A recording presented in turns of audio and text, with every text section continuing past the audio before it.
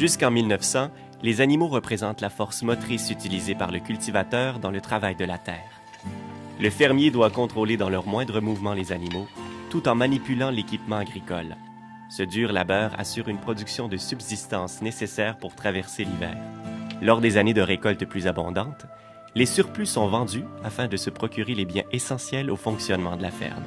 Depuis ses débuts, l'agriculture joue un rôle essentiel dans le développement de notre pays. Le patrimoine agricole représente un chapitre important de notre histoire. Nombreux sont les pionniers qui ont contribué non seulement à notre autonomie alimentaire, mais aussi à définir le Québec d'aujourd'hui.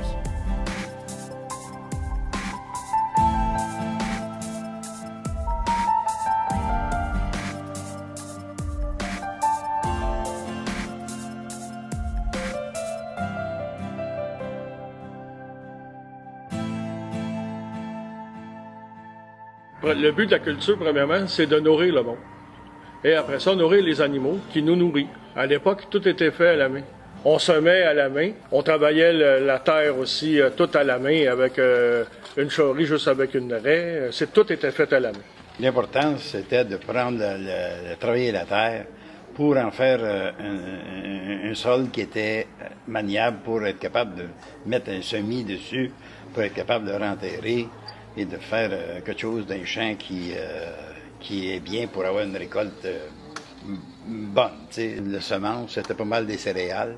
C'est ce qui coûtait le meilleur marché et qui prenait d'une semence à une autre semence et qui n'était pas dispendieuse, qui ne demandait pas beaucoup d'engrais. Il prenait un peu d'engrais de ferme, le fumier qu'il prenait sur la ferme, il l'étendait du mieux qu'il pouvait.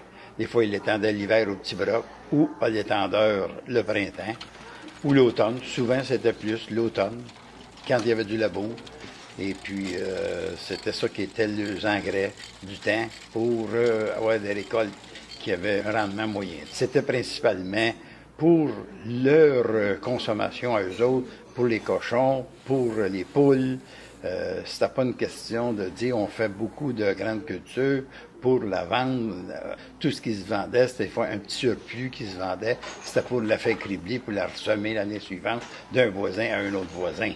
Même comme chez nous, au début, tout le monde dans le rang avait une petite moulange, n'importe quelle sorte de petite moulange, où il allait faire mode au village pour faire mode d'un peu de grain pour les cochons, puis ça, parce que quand il était consommé brut, rond comme ça, ça passait tout droit, tandis que quand il y avait un petit peu de moulu, ben il y avait plus de viande qui se transformait, parce que si ça passait sans moulu, sans rien, ça avait une valeur nutritive bien ordinaire.